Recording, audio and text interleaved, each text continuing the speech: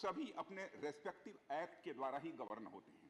जैसे हमारा army act है 1950 का, एयरफोर्स एक्ट है 1950 का, और इंडियन नेवी एक्ट है ये 57 का। इसी के तहत बनाए गए जो रूल्स और रेगुलेशंस हैं उन्हीं के अनुसार सारी चीज़ें गवर्न होती हैं। इस एक्ट के तहत कमांडर इन चीफ या ऑफिसर इन कमांड अपनी डिसिप्लिनरी या एडमिनिस्ट्रेटिव पावर्स का प्रयोग अपनी ही सर्विस के पर्सनल पर वह कर सकते हैं। अब तक का यह प्रोविजन है।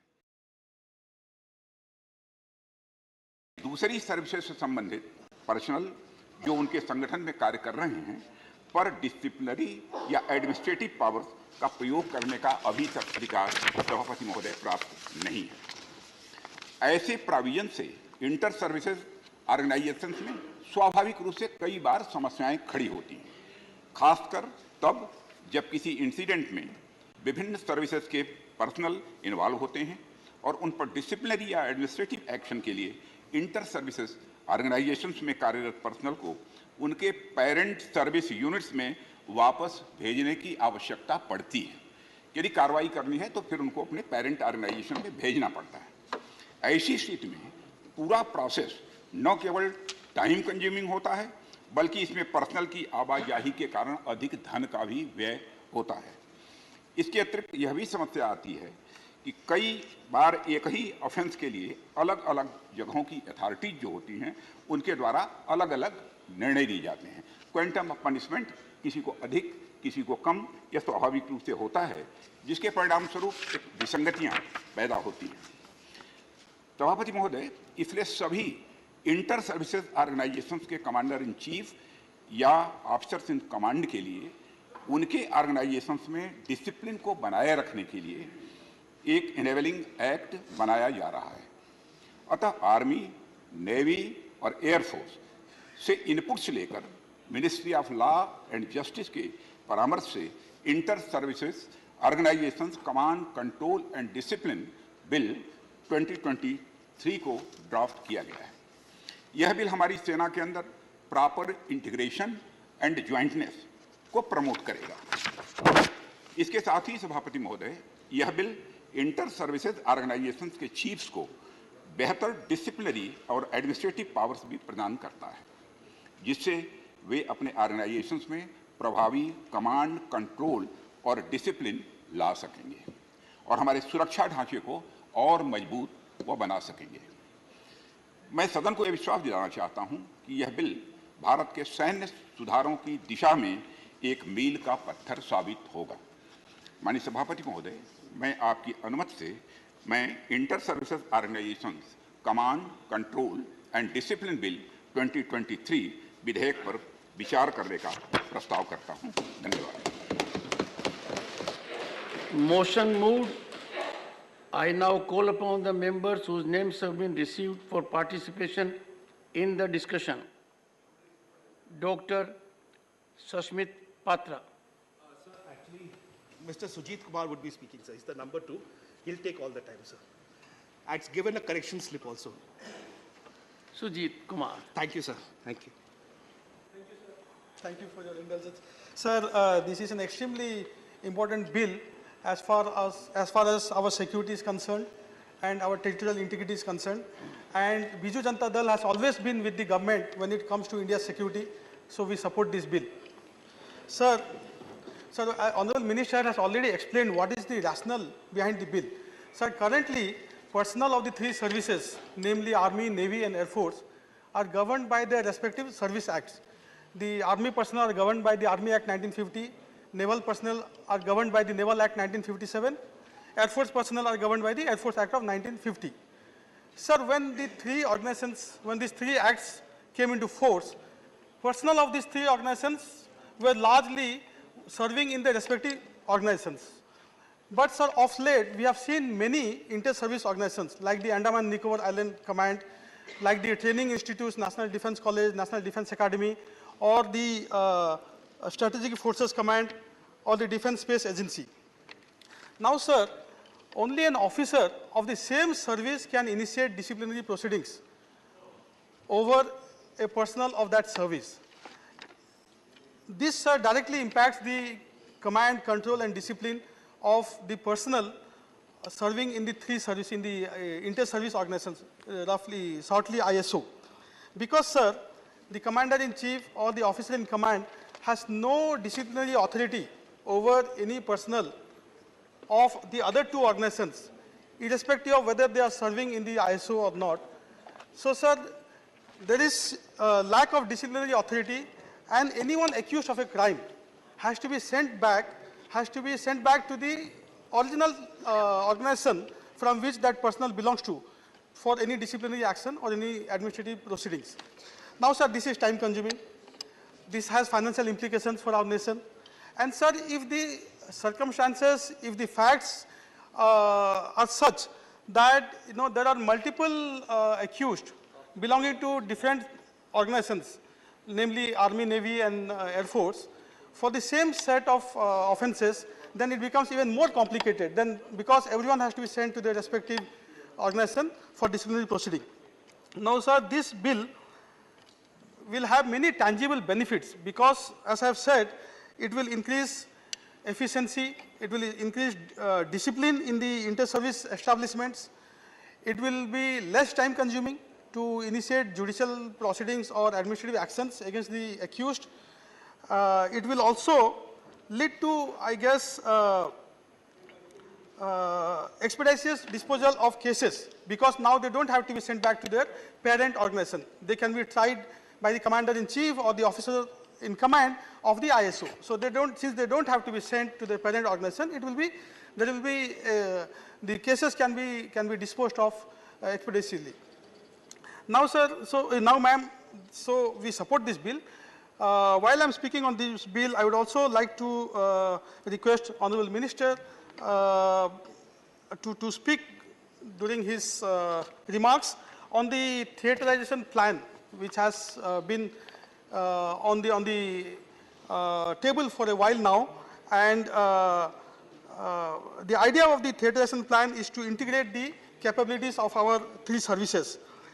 Now, what is a theater? A theater will have units from all the three services, and they will be operating under a commander. And the idea is that this unified body will be better able to address the security of our country in a particular geography. Now, sir, many military personnel have compared the move to theater command, the move towards our theaterization, without any comprehensive security strategy, as putting the cart before the horse. These are not my words. I just did some research and found this to be the view of many military professionals. Some others are of the view that India is geographically not suited towards theaterization, and resources can be easily moved even without the theater command plan. And finally, ma'am, since we already have a tri-service command in Andaman Nicobar Islands, not much is known about the outcome of this, or not much analysis or report is available as to the performance or the complexities of this tri-service command. So I would request Honorable Minister, if it is in the national interest, if it is confidential, I can totally understand, he may not share it, but if it is not in the, if it is not confidential and he is willing to share it, then I would love to hear the views of the Minister. Thank you, ma'am. Thank you. Honorable Sri Ayodhya Rami Reddy Allah. Thank you, Madam, for giving me the opportunity to speak on the Inter-Services Organization Command, Control and Discipline Bill 2023. Today, we gather here to deliberate upon a momentous piece of legislation that holds the promise of transforming our armed forces and fortifying our nation's security. The Inter-Services Organizations Bill 2023 is not just a piece of legislation, it is a testament to the power of unity and jointmanship among our armed forces. As we stand at the cusp of establishing integrated or joint commands, this bill emerges as a guiding light, illuminating the path towards a more coordinated, agile and efficient armed forces. Let us take a moment to recognize the dedication and sacrifice of our brave soldiers, sailors, and airmen who safeguarded our borders day and night, undeterred by the challenges they faced. The few of the positives of this bill: this empower the commander-in-chief or officer in command to exercise disciplinary and administrative control over the service personnel under their command, regardless of their service. This empowerment is just not a symbolic gesture, it is a strategic move towards forging a cohesive force that operates seamlessly and cohesively. In extension, this bill seeks to recognize and strengthen the existing inter-services organizations such as the Andaman and Nicobar Command, the Defence Space Agency, and the NDA by providing them with the constitutional backing and the authority to ensure effective and command control over the personnel serving in or attached to them.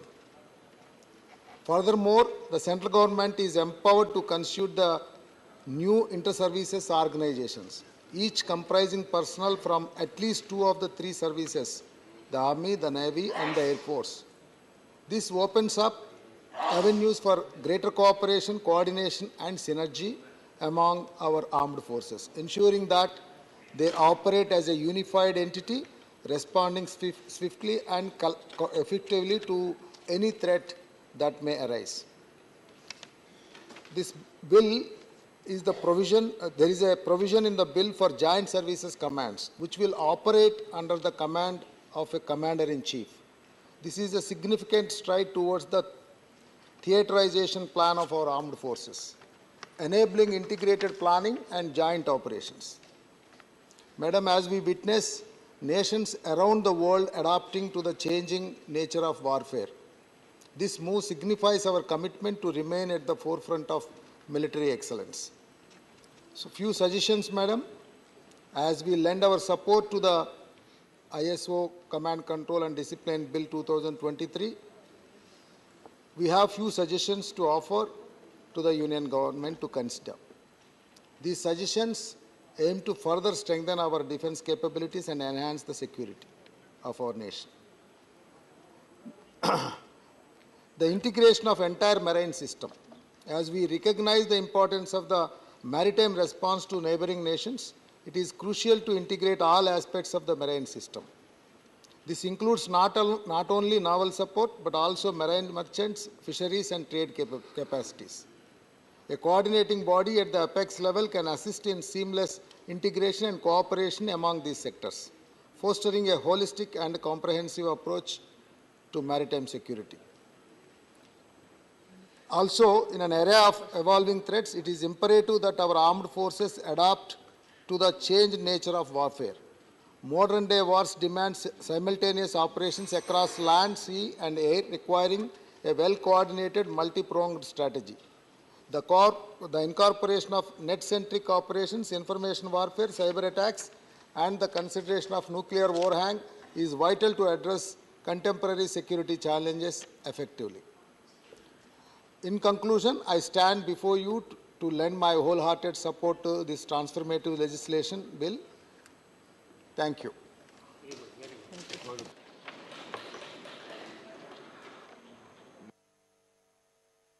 Honorable Dr. Ashok Bajpai, 10 minutes.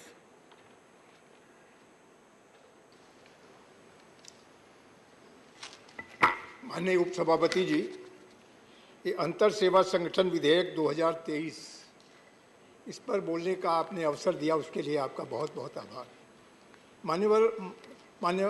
माननीय जी, मैं माननीय रक्षा मंत्री जी को बधाई देना चाहूँगा कि जो आज सैन्य बल की एक बड़ी महती आवश्यकता थी और बहुत दिनों से इस पर चिंतन हो रहा था, किस तरीके से संयुक्त रूप से जहाँ पर हमारी तीनों सेनाओं की फोर्सेज एक साथ ज्वाइंट काम करती हैं, चाहे थल सेना हो, वायु सेना हो या हमारी नौसेना हो, जब तीनों कमांड के लोग एक साथ काम करते हैं उस समय उनके ऊपर कोई भी अनुशासनात्मक कार्रवाई या कोई दंडात्मक कार्रवाई कैसे की जाए, क्योंकि इन सबका काम जो कमांड एंड कंट्रोल होता है इनकी मूल यूनिट से होता है जहां से इनकी नियुक्ति होती है और नियुक्ता अधिकारी ही इनके विरुद्ध किसी प्रकार की अनुशासनात्मक कार्रवाई कर सकता है। ये कठिनाई आती थी और उसके लिए बार बार उनको उस अपनी यूनिट में जाना होता था जहां उनके विरुद्ध कोई प्रशासनिक या अनुशासनिक कार्रवाई प्रचलित होती थी। काफ़ी लंबा समय लगता था उस कार्रवाई में और काफ़ी महंगी हो जाती थी वो कार्रवाई, और उस पर समय से वो कार्रवाई नहीं हो पाती थी, या वो कंट्रोल जो होना चाहिए था जहां हमारी संयुक्त कमान काम कर रही हैं वहां पर जो भी कमांडिंग ऑफिसर होता था या ऑफिसर कमांड जो होता था उसको भी इन तीनों सेनाओं के अलग अलग यूनिटों के ऊपर कंट्रोल करना एक कठिन काम होता था। उसके लिए कई संवैधानिक अधिकार या शक्तियां उसके पास नहीं थी, लेकिन इस विधेयक के बनने के बाद वो शक्तियां उसको प्रदत्त हो जाएंगी कि तीनों कमान जहां एक साथ काम करती हैं। मैडम, अगर आप देखें अंडमान निकोबार एक तरीके से हमारा कमांड कंट्रोल वहां पर तीनों सेनाएं काम करती हैं, थल सेना भी है, वायुसेना भी है और क्या नाम नौसेना भी, तीनों एक साथ वहाँ कंट्रोल होती है। एक तरीके से वो कमांड कंट्रोल एक साथ होता है। वहाँ पर यह विशेष कठिनाई अनुभव की गई कि नौसेना के अधिकारी के ऊपर अगर वहाँ का कमांडिंग ऑफिसर थल सेना का है तो नौसेना के किसी कर्मचारी के विरुद्ध कैसे कार्रवाई करेगा, या एयरफोर्स के किसी अधिकारी के विरुद्ध वहाँ थल सेना का जो वहाँ कमांडिंग ऑफिसर वो कैसे कार्रवाई करेगा। तो इसके लिए ये सोचा गया कि अंतर सेवा संगठन बनाया जाए, इंटर सर्विसेज एक्ट संगठन की जरूरत महसूस की गई और उसी के तहत ये 2014 के बाद इस पर चिंतन शुरू हुआ, विचार शुरू हुआ। लेकिन ये समस्या ये थी कि इसके ऊपर तमाम सारे स्टेक होल्डर हैं, सबकी विचार किया जाए, सबकी राय ली जाए। तो सारे स्टेक होल्डर से राय लेने के बाद इसका विधिक परीक्षण किया गया कि ताकि इसमें कोई ऐसी विधिक त्रुटि न हो जिससे जाकर के आगे चल के काम में अड़चन हो। तमाम सारे स्टेक होल्डर्स के विचार लेने के बाद, तीनों सेनाओं के गंभीर गहन अध्ययन और विचार के बाद ये सोचा गया, माना गया कि अगर इस तरह की कोई व्यवस्था बनती है तो हमारी सेनाओं में एक बेहतर अनुशासन और बेहतर काम करने की क्षमता उत्पन्न होगी और उनके मन में भी ये होगा कि अगर हम कोई अनुशासनहीनता करते हैं तो तत्काल मेरे विरुद्ध कार्रवाई हो सकेगी। लेकिन अभी तक होता था कि चाहे वो आप IMA हो, चाहे NDA हो, जहाँ पर तीनों सेनाओं के लोग एक साथ काम करते हैं, इंडियन मिलिट्री एकेडमी में भी तीनों सेनाओं के अधिकारी काम एक साथ काम करते होते, ऐसे नेशनल डिफेंस एकेडमी में भी, और इसी तरीके से जैसे अंडमान निकोबार में जहां संयुक्त कमान काम करती है वहां पर तीनों सेनाओं के कर्मी वहां पर होते हैं, अधिकारी वहां पर होते हैं। और अगर वो कोई गड़बड़ी करते हैं, कोई अनुशासनहीनता करते हैं तो ये अभी तक शक्ति वहां के कमांडिंग ऑफिसर के पास नहीं थी कि वो दूसरे कमान के किसी अधिकारी या कर्मचारी के विरुद्ध कोई कार्रवाई कर सके। और उसके लिए वो उनकी कमान को लिखते थे या उन फोर्सेस को लिखते थे जहां से वो आए हैं, और उसके बाद वो लंबी प्रक्रिया चलती थी जिसके चलते इस सारे काम में बड़ा विलंब होता था। इसलिए एक बहुत सुविचारित एक निर्णय लिया गया कि इस तरीके का इंटर स्टेट कोई संगठन बने, इंटर सर्विसेज संगठन बने, और उसी दृष्टि में ये 2023 में ये विधेयक सदन में लाया गया है। और मैं समझता हूँ इससे सेना की सक्रियता में, गतिविधियों में भी तेजी आएगी, अनुशासन अच्छा होगा, काफ़ी समय भी बच सकेगा और बाकी काफ़ी जनधन दोनों की हानि से भी काफ़ी बचत होगी अगर इस अधिविधेयक को पारित होने के बाद। हम चाहते हैं कि हमारी सेनाएं आज दुनिया की सबसे समृद्ध सेनाओं में मानी जाती हैं। उनकी दक्षता, उनकी योग्यता, उनकी सामरिक शक्ति आज दुनिया उसका लोहा मानती है। तो हमारा कमांड कंट्रोल भी उतना ही अच्छा हो और हमारी जो भी यूनिट है रक्षा संबंधी उनमें एक अच्छी व्यवस्था हो जो दूसरी सेवाओं के लिए भी एक आदर्श उत्पन्न कर सके।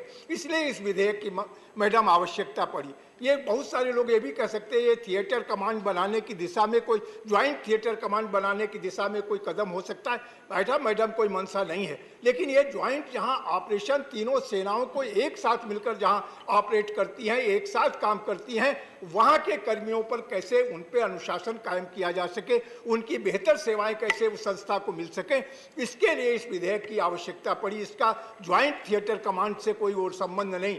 हालांकि अंडमान निकोबार एक तरीके से वहाँ तीनों सेनाएं एक साथ काम करती हैं और एक ही कमांडिंग ऑफिसर होता है और वो कमांडिंग ऑफिसर तीनों सेनाओं के अधिकारियों कर्मचारियों को कंट्रोल करता है।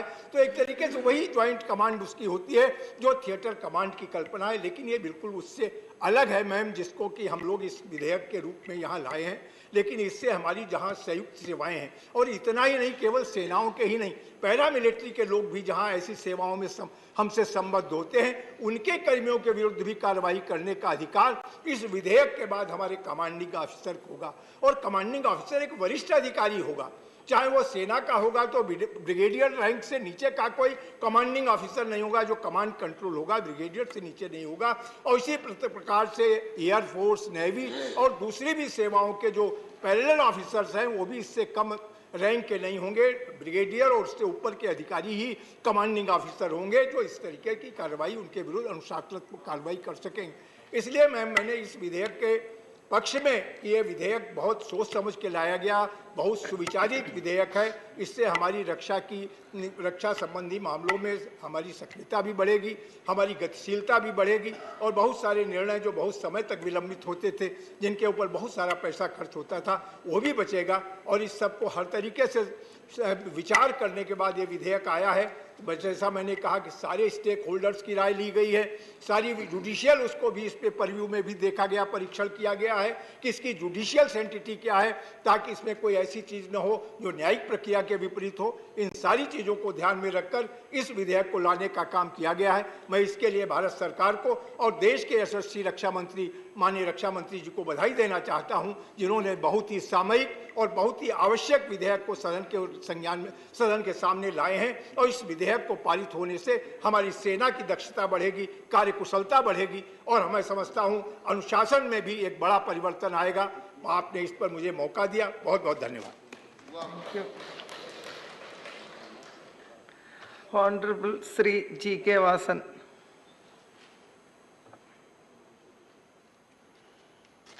Very important bill brought by our Honorable Defence Minister at the right needed time, Madam. I congratulate the Honorable respected Minister for this bill.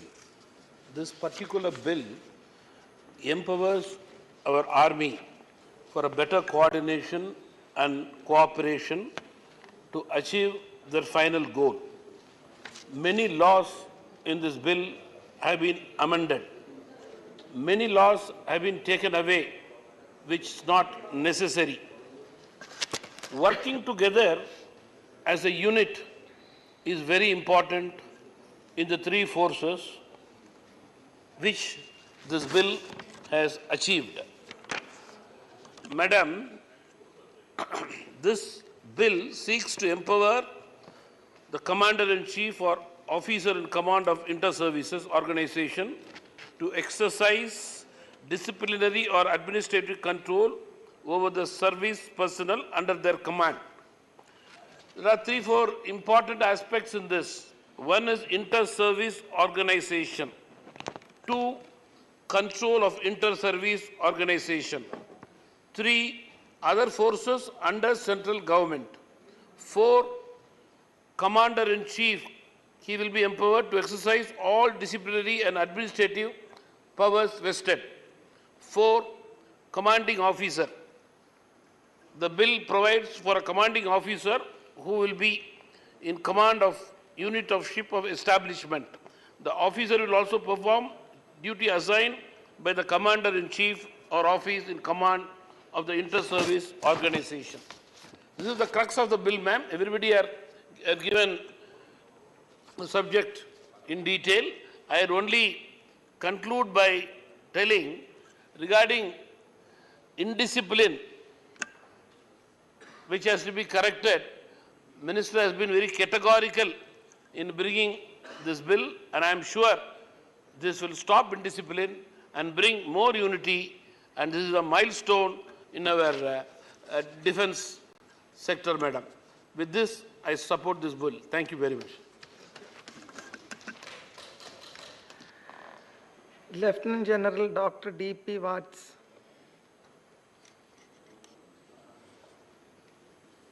Thank you very much, Sabapati ji, for permitting me to speak on such an important bill. First, I thank the Honorable Defence Minister and our यशस्वी प्रधानमंत्री कि वो ना तो समस्या को टालते और ना उसको पालते। ये बहुत पुरानी नीड ऑफ द आवर थी। आई विश के सुनने के लिए हमारे अपोजिशन के ऑनरेबल एमपीज़ भी होते यहाँ पे, क्योंकि समस्या बहुत पुरानी है। इसका मैं बाद में जिक्र करूँगा। एक बात ज़रूरी है, जैसा कि बताया मेरे से पूर्व वक्ताओं ने, कि ये एक एनेबलिंग एक्ट है। Inter services command, control and discipline bill, inter services organisations जैसे Andaman and Nicobar command, space agency, strategic forces, national defence academy, national defence college और ऐसी बहुत सी इंस्टीट्यूशंस हैं which are being commanded by the rank officers of the rank of Lieutenant General, and these are tri-services institutions. मगर उनके पास अख्तियारात, powers नहीं है, discipline powers and administrative powers. तो बगैर डिसिप्लिन और बगैर एडमिनिस्ट्रेटिव पावर के उनकी इफेक्टिविटी नहीं होती। नेवी, आर्मी, एयरफोर्स, नेवी और आर्मी एक्ट 1950 के हैं, सॉरी, एयरफोर्स और आर्मी एक्ट 1950 के हैं और नेवल एक्ट 57 का है। अब किसी नेवल पर्सनल को जो पोस्टेड है ट्राई करने के लिए for any offence, he has to be attached to a naval unit and there is a provision कि officer can not be punished by the other services officers और organisations, and personnel have to be moved out to naval units or air force units or army units for disciplinary purposes which consumes time। जो उनकी ability है, यानी वो काम भी आ सकते हैं उस स्टेशन में रह के, वो वर्क आवर्स भी लॉस होते हैं और साथ में इकोनॉमिक लॉस भी होता है। कमांडर्स को एनेबल करने के लिए उनको ये अख्तियारात दे दिए गए हैं इस बिल के द्वारा। इस बिल को पूरी मैच्योरली डेलिब्रेट किया गया है, इसको फ्रेम किया गया, चीफ ऑफ स्टाफ्स कमेटी को इसका प्रेजेंटेशन किया गया, डिफेंस स्टैंडिंग कमेटी को इसका प्रेजेंटेशन, जो हमारे डिफेंस फोर्सेस के जज एडवोकेट जनरल्स यानी air force, navy and army के जज एडवोकेट जनरल्स जो हमारे लीगल ल्यूमिनरीज हैं, फिर इसको लीगल ल्यूमिनरीज को भी रेफर किया गया और फाइनली इसकी framing of the language and all legal aspects were done under the supervision of Ministry of Law and Justice। तो now एक ये परिपक्व बिल है। रही बात कमांड, यानी सुजीत कुमार जी ने कहा within constraints I will like to say कि is there a need for theatre commands. Theatre commands basically world war 2 में भी थे। अमेरिका तो ग्लोबल पॉलिसिंग का काम करते हैं, उनके पास many four star generals commanding the theatre commands and even five star generals भी हैं, और वो पैसिफिक कमांड है, अफ्रीका कमांड है, यूरोपियन कमांड है, यानी पूरे वर्ल्ड पे उनका ग्लोबल पॉलिसिंग का एक्शन है and their economy permits them to move the forces all over the world. Threat perception ऐसी है कि चाइना ने भी थिएटर कमांड्स बनाए हैं, 5 उनके पास भी हैं और उनका वेस्टर्न कमांड इज फेसिंग अस। जहाँ तक हमारा सवाल है, अभी तक तो हमारा डिफेंसिव ही स्ट्रेटजी है कि to defend the territories of India. मगर जैसे हम दुनिया की 5वीं इकोनॉमिक पावर हैं और मोदी जी की कमांड में जितनी तेज़ी से हम आगे बढ़ रहे हैं, तो 2030 तक या 2027 तक हम तीसरी सबसे बड़ी इकोनॉमी हो जाएंगे। We have a very big sea line to defend. Asia Pacific we have a role, we are members of Quad also. Under these situations we may also have to follow the steps what superpowers have। Therefore, we should not look in a very limited way towards our territories also. It has also been brought out that government with specific notifications, though we are not creating a command, means theatre command just now, but it is enabling, it is certainly a platform for the constitution, because it will be a decision of the Ministry of Finance standing committee means a cabinet committee on security, and if they notify it, certainly a theatre command can be constituted. Same way other paramilitary forces, standing orders are there. When war comes, then BSF, CRPF, Coast Guards, they will come under the command of respective forces, armed forces. As far as the discipline is concerned, central government can very well notify, and with this notification, they become the part of theatre command also. So in totality, it is a enabling act, and as I was mentioning, कि अगर हम fully prepared होते, तो 1962 में China के हाथों हमारा bitter experience नहीं होता। अब हमारी फोर्सेस हिमालय की चोटियों पे खड़ी हैं, उनके प्लेटू को ओवरलुक कर रही है, और बहुत अच्छे अच्छे रास्ते बना लिए गए हैं बॉर्डर रोड्स द्वारा। यानी कि we are fully prepared, we are a nuclear powered nation, and we need to grow.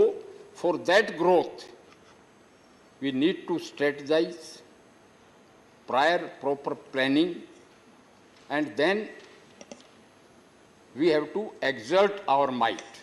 Or you can say our policy of a velvet glove with an iron fist. If we are not strong, then people will not acknowledge our might. Though we want peace in the world, Vasundharaye Kutumbakam Modi ji का नारा है, मगर उसके लिए हमें ताकतवर होना पड़ेगा, और उस ताकत के लिए एनेबलिंग बिल्स की बहुत ज़रूरत है कि ये एक्ट बन के वजूद में आए और फोर्सेस का डिसिप्लिन चुस्त दुरुस्त और मजबूत हो। Thank you very much for giving me time. I support this bill. Honorable Sri V. Vijay Reddy. Thank you, Vice Chairperson. Madam, I, on behalf of my party and my leader, Y.S. Jagan Mohan Reddy Garu, rise to support this bill. And we support this bill. This bill seeks to rectify the crucial blockages in inter-service organization, and hence we support this bill, madam. I would like to make three suggestions to the Honorable Defence Minister on the overall military reforms in this regard. Madam, the first point number one is low defence spending. India was the third largest spender in absolute terms, absolute monetary terms, when compared to USA and China, after USA and China. Madam, because China's economy is very large economy, and it implies that it spent 3.5 times over India. When it comes to the absolute terms, while India spends about $77 billion, and when it works out in terms of percentage of GDP, it works out to 2.66%, whereas percentage of China spending on GDP is only 1.74. However, in terms of in absolute monetary terms, it is $293 billion, whereas 293, whereas 77. So the comparative figures may give a different indication. However, there is a necessity to increase the military spending, which I request the Honorable Minister to kindly look into the issue, sir. Sir, Madam, the Ministry has a share of central government. Share of central government in 2016 and 17, it was 17.8% of the total central government expenditure, and which has declined to 13.2% in 2023-24. In fact, a suggestion has been made by the committee and on Ministry of Defence. The Ministry of Defence should be allocated at least a minimum of 3% of GDP to ensure adequate preparedness of the armed forces. Madam, I request the Honorable Defence Minister to kindly look at the issue and ensure that the minimum amount of 3% of GDP is allocated to the ministry, in the interest of the nation. The second point which I would like to bring to the notice of the Honorable Defence Minister is a high number of vacancies. Madam, as per the government data available with me, there are about 1.55 lakh unified positions across the three forces. Madam, the Army accounts for the maximum of 1.36 lakhs vacancies, followed by Navy of 12,500 vacancies and Air Force 7,000 vacancies. I request the Honorable Defence Minister to kindly look into the vacancy position and address the issue to give a renewed thrust to the recruitment in mission mode, Madam. The third point which I would like to bring to the notice of Honorable Defence Minister is absence of national security strategy, which has long impeded tri-service integration. This is very important issue, Madam. Most of the global players, be it US, China, UK, France, all developed countries, including Japan, have the formal national security strategy or policy. I request the Honorable Defence Minister to clarify the status of NSS in the country and steps being taken towards it. Thank you very much, Madam. We support with this this bill in this regard. Thank you very much. Dr. M. Tampiture. Thank you very much, Chairman. I support the bill introduced by Honorable Defence Minister Rajnath Singh Ji. In the introduction, he said about the policy of the present government, especially under the leadership of Honorable Prime Minister Modi Ji and also Rajnath Singh Ji. How they are strengthening our army and modernizing. At the same time, what are the reforms required? In that respect only, he has brought in the Inter-Services Organization Command, Control and Discipline Bill 2023, 6, Empowerment of Commander-in-Chief and Officer-in Command of the Inter-Service Organization with all disciplinary and administrative powers in respect of personnel servicing in or attached to such organization. This is a very important thing he has brought in. First of all, Madam, when we are discussing about the Defence Department, security also is what we are discussing. So our Indian security, not only the army is also strengthening, I'd say border security also more important. For example, if you take Tamil Nadu, there are Kachitiv issues there. As our already member, one honorable colleague said, when marine security at that point, when the fisherman is going, how the navies are protecting, and also other navy, that Sri Lanka Navy, how they are treating our fishermen. In that, because of Kachitiv is part of our Indian territory, still it is under control of Sri Lanka. Because at that time, Indira Gandhi period, she unceremoniously, it is given to the Sri Lanka.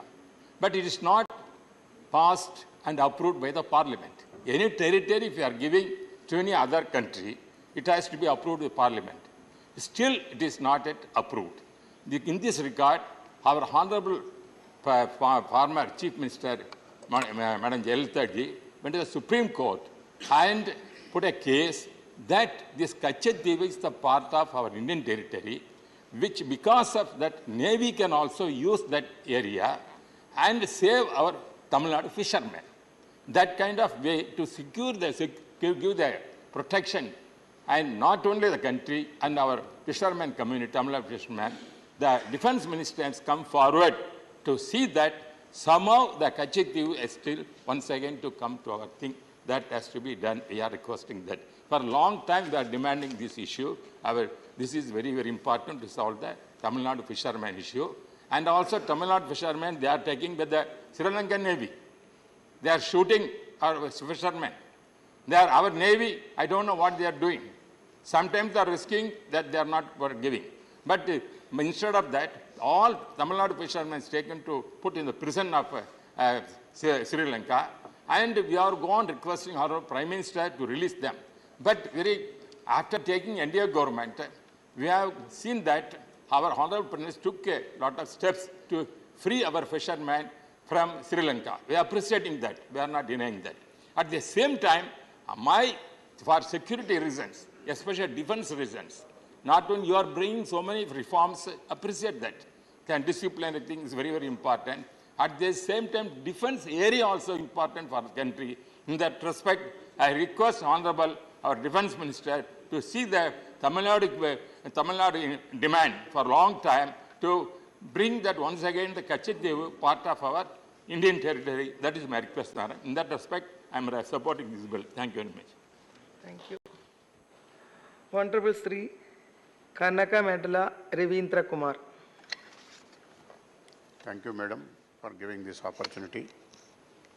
The Inter-Service Organization Command, Control and Discipline Bill 2023, the government intended to bring the officers belonging to various service of defense establishment, that is Air Force, Navy and Army, but who are serving in an interest service organization under Commander-in-Chief of the, or the Commander, Officer-in-Commander under a single act, so that while serving under a Commander-in-Chief or the Officer-in-Command, any disciplinary issues that can be dealt accordingly without referring the matter to the respective services for taking appropriate action under relevant act, that is Air Force Act 1950, Army Act 1950 or Navy Act 1957. This bill is basically enabling legislation which empowers the heads of the inter-service organizations to service effective command, control and discipline on all personnel of regular Air Force, Army and Navy and to persons of other forces as notified by the central government who are serving in or attached in inter-service organization without amending the respective acts. Sir, over the period of time, military operations become more complex and interdependent because the global security landscape has evolved in such a manner. The emergence of symmetric threats, cyber warfare, and the need for joint operations demanded greater coordination, communication, and seamless integration among the different branches of armed forces. The Inter-Service Organization Command, Control and Discipline Bill 2023 is essential under these circumstances. What happened during the Mumbai terror attack, everybody knows, due to this systematic coordination between various security forces, the threat was handled in such a coordinated manner that the perpetrators were forced to run for shelter and they took shelter in neighboring countries. This bill acknowledged the requirement for a unified approach to command, control and discipline within the armed forces by establishing a precise and uniform mechanism across all ISOs. By granting Commander-in-Chief and Officer-in-Command of ISO authority to exercise disciplinary and administrative powers, regardless of the specific services of personnel belonging to, the bill fosters a sense of unity and collective responsibility. This bill would have direct impact on command, control and discipline of inter-service organizations like Andaman and Nicobar Command or Defense Space Agency and joint training establishment like National Defense Academy or National Defense College, as the Commander-in-Chief or Officer-in-Command of such inter-service organizations are not empowered to exercise disciplinary or administrative powers over the personnel belonging to other services. In view of this, this bill is very much needed. I congratulate the Honorable Defense Minister. In view of this, I welcome and support the bill. Thank you, Chairman. Shri Sujit Kumar, he wants to make... Thank you for allowing me another 30 seconds, though I have already spoken on this bill. Sir, मैं दो बातों के लिए सरकार को बधाई देना चाहता हूँ. Sir, the entire nation knows about the aggression of China in the Indo-Tibet border. The Indo-Tibet border, sir, not India-China border. Sir, लेकिन सर पहली बार 1962 के बाद हम लोग मुंह तोड़ जवाब दे पाए चाइना को और आंख से आंख मिला के आज चाइना के साथ हम लोग खड़े हैं. So this definitely deserves compliments and commendation on behalf of the House to the Honorable Defense Minister. और सर दूसरी बात, sir, I would like to salute the work of Border Roads Organization (BRO). Sir, I have interest in strategic issues and I have been to Pangong Lake, DBO Daulatabad Oldie, and Bumla Pass near Tawang in Arunachal. Sir, the kind of roads we have today in our border areas is, sir, to be seen, to be believed. 10 साल पहले sir हम लोग बहुत पीछे थे China के sir infrastructure के सामने. आज sir really the BRO has done such a stupendous and stellar work. For this also I would like to commend Honorable Defence Minister. Honorable members, I happen to be from Sainik School, Chittorgarh, and I keep on meeting several 3-star generals, admirals. There is upbeat mood. The Honorable Raksha Mantri's contribution is so impactful, so massive, making the nation proud, and I'm so glad you took time again and reflected on this. Shri Kamakhya Prasad. Thank you sir, मेरे को बोलने का अवसर दिया. मैं inter services organisation command control and discipline bill 2023 पर बोल रहा हूं और मैं ये सपोर्ट में खड़ा हूं.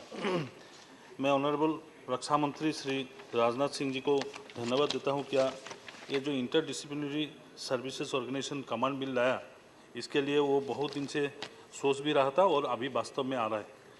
Honourable prime minister Narendra Modi ji का टाइम पे ये हम लोग का जो सम्मान था, ये सम्मान पूरा वर्ल्ड में बढ़ा है. केवल पॉलिटिक्स में नहीं, पूरा ऑल साइड, स्क्वायर साइड में ऑनरेबल प्राइम मिनिस्टर का टेन्योर में ये बढ़ा है और उसमें ऑनरेबल राजनाथ जी का बहुत बड़ा एक रोल भी रखा है. सर, हम लोग जानते हैं कि आज टाइम का हिसाब से जैसे डिफेंस सेक्टर में जो परिवर्तन आया है वो सराहनीय है. और अभी हम लोग जानते हैं कि आज जैसे डिफेंसिव एक मूड में रहता है कंट्री, अभी एक ऑफेंसिव मूड में भी आया है और विभिन्न समय में इसको हम लोग देखने के लिए मिल रहे हैं. CDS जो पोस्ट था, ये CDS क्रिएट हुआ है. CDS क्रिएट होने के बाद इंटर डिसिप्लिनरी सर्विस में भी तो एक आर्मी, नेवी एंड मिलिट्री में एक जो तालमेल है, ये तालमेल बहुत सुंदर हुआ है, हम लोग को देखने मिला है. और टाइम का हिसाब से थिएटर कमांड का भी जो थ्योरी अभी वास्तव में हो रहा है, उसको भी हम लोग देख रहे हैं. सर, मैं डिफेंस कमेटी में रहते हुए देखा, डिफेंस सेक्टर में जो व्यवहार में जो परिवर्तन आया है, ये किसी टाइम से सबसे ज़्यादा है. ये आत्मनिर्भर भारत बनाने का जो थ्योरी है, ये आत्मनिर्भर भारत थ्योरी को वास्तव में रूपायित करते हुए मिसाइल हो या बंदूकें हो या तोपे हो, इसमें जो चेंजेस लाया है और तीनों सर्विस में, एयरफोर्स, नेवी और मिलिट्री में जो तालमेल, आपसी तालमेल है, इसको जितने बढ़ाने का काम किया है, मैं रक्षा मंत्री जी को इसके लिए धन्यवाद देता हूं. और देख रहा हूं क्या तीनों सेना, तीनों फोर्सेस में एक अच्छा सा तालमेल होने के बाद ये ऑफेंसिव से डिफेंसिव से ऑफेंसिव, जैसे रक्षा मंत्री जी विभिन्न मीटिंग में सेमिनार में भी बोलते हैं, इसमें बोला है, इसको वास्तव में कार्यान्वित हुआ है. और अभी जो inter services organisation command control discipline आया है, इसमें खाली डिसिप्लिन का मैं जितना दिन हम लोग देखा है, ये तो डिसिप्लिन है, फिर भी इसमें इंटर सर्विस में इनका जो तालमेल है, इसको रखने के लिए जो बिल का प्रावधान क्या है, ये मैं चाहता हूँ तीनों बिल से थोड़ा अलग तो नहीं है, लेकिन तीनों बिल को समाहित करके ये लाया है. और कमांड में जो आर्मी कमांड है, आर्मी का ऊपर में भरोसा और ज़्यादा बढ़े, इसका भी व्यवस्था किया है. ऐसे उनका रिमार्क्स, ओपनिंग रिमार्क्स में ऑनरेबल रक्षा मंत्री ने पूरा बोल ही दिया है. मैं चाहता हूं क्या इन फ्यूचर जैसे आत्मनिर्भर भारत क्या है, डिफेंस में हो या एयरफोर्स में हो या मिलिट्री में, डिफेंस सेक्टर में जो किया है, ये सबसे अच्छा लगा. क्योंकि अब भारत का भी जो सामान वह इंडिया में ही बन रहा है, जो अलग है, जो नहीं मिलता है वो बात अलग है. लेकिन आत्मनिर्भर भारत का जो कॉन्सेप्ट ऑनरेबल प्राइम मिनिस्टर ने सोचा था, वो डिफेंस मिनिस्टर ने लाया. और यंग ऑफिसर्स के बीच में इनका जो कॉन्फिडेंस है, मैं देख रहा हूँ और चाहता हूँ कि सैनिक स्कूल बढ़ाने का भी व्यवस्था किया है. ये स्कूलिंग टाइम से सैनिक स्कूल का जो चिंतन है और इसका स्टेज में और ज़्यादा बढ़ाने का जो व्यवस्था किया है, मैं रक्षा मंत्री को धन्यवाद देता हूँ. क्या फ्रॉम वेरी अर्ली स्टेज आदमी को इसका ऊपर में भरोसा भी होगा.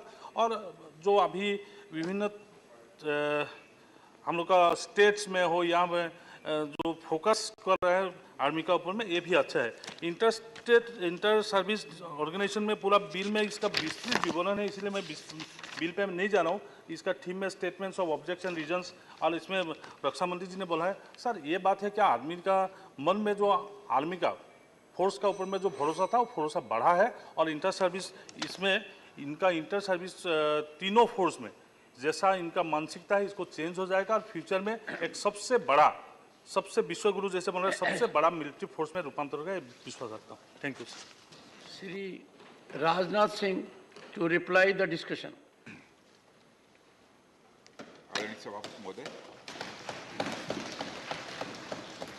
सबसे पहले तो मैं धन्यवाद देना चाहता हूं इस सदन के सम्मानित सदस्य श्री सुजीत कुमार जी का, अयोध्या रामाराव जी रेड्डी का और श्री अशोक जी वाजपेयी का, जी.के. वासन जी का, लेफ्टिनेंट जनरल डॉक्टर बी.पी. वत्स का और डॉक्टर वी.के. साई रेड्डी जी और एम.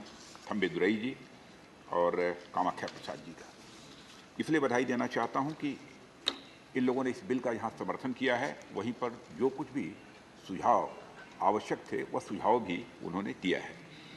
मैं अपनी बात रखने के पहले जो बातें सुजीत कुमार जी के द्वारा की गई हैं उस संबंध में कुछ बातें रखना चाहूँगा। थिएटराइजेशन के संबंध में इन्होंने हमारे विचार जानना चाहा है।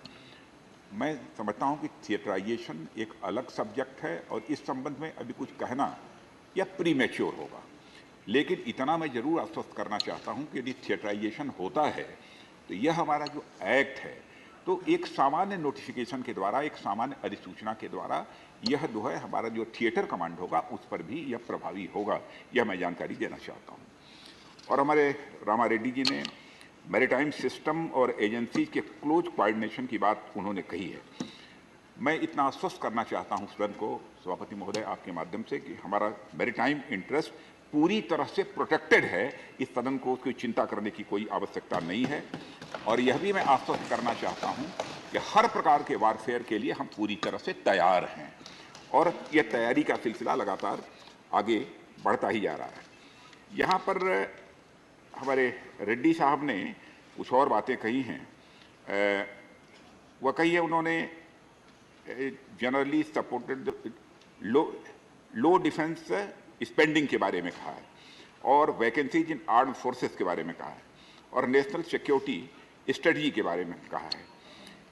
मैं पहले भी कह चुका हूं सभापति महोदय और फिर से मैं अपनी बात को यहां पर दोहराना भी चाहता हूं कि भारत की सुरक्षा और आत्मसम्मान की रक्षा के लिए वित्तीय संसाधनों की हम किसी भी प्रकार की कोई कमी नहीं आने देंगे।